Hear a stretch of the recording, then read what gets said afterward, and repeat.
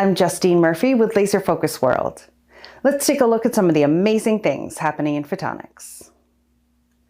With eyes set on the future and a significant investment in facility construction, scientists in Scotland are pushing the boundaries of space technology.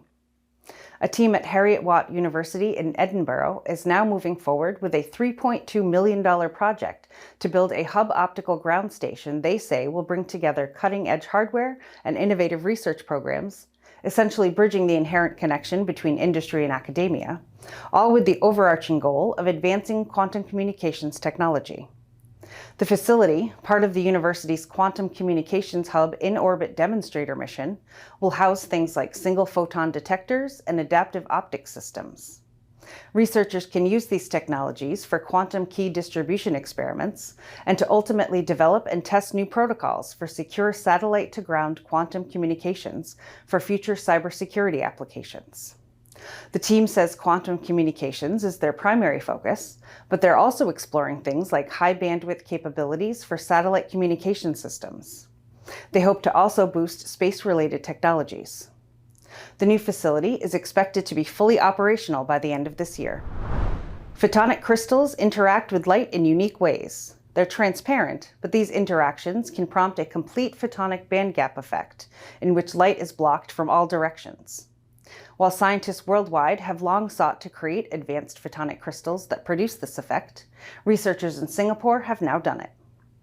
A team led by the Singapore University of Technology and Design has made a significant breakthrough with an approach to fabricating high-refractive-index 3D photonic crystals that exhibit a complete bandgap in the visible range. In their work, the team developed a resin containing titanium ions, photocurable monomers, and crosslinkers. Photonic crystals were then printed using 2-photon polymerization lithography, which involves a 780 nanometer wavelength laser. The resin, at the focal point, was able to absorb 2 photons and polymerize them into a solid at the nanoscale, allowing the team to print the complex 3D nanostructure. Following a heating process, these photonic crystals exhibit perfect reflectance over a wide angular range. The team is now exploring potential applications for their approach, including telecommunications and optical and quantum computing.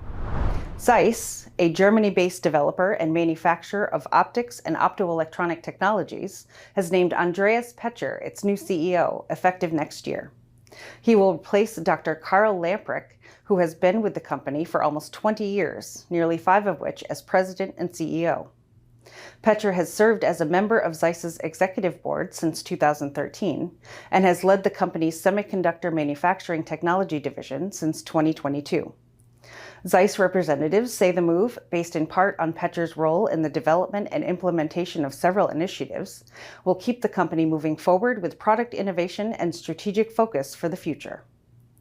Elsewhere in the business sector of the industry, Meridian Innovation, a Singapore-based startup that develops thermal sensors using a silicon CMOS-compatible approach, has secured $12.5 million from technology investor Seeds Capital.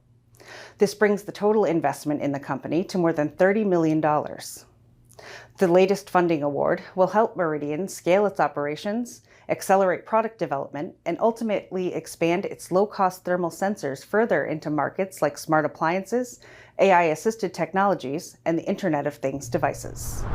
And that's your Photonics Hot List. Be sure to like and share, subscribe to our YouTube channel, follow us on social media, and visit laserfocusworld.com for the latest and coolest news and information. And check out our Following the Photons podcast too for some cool interviews and news impacting the industry. Until next time.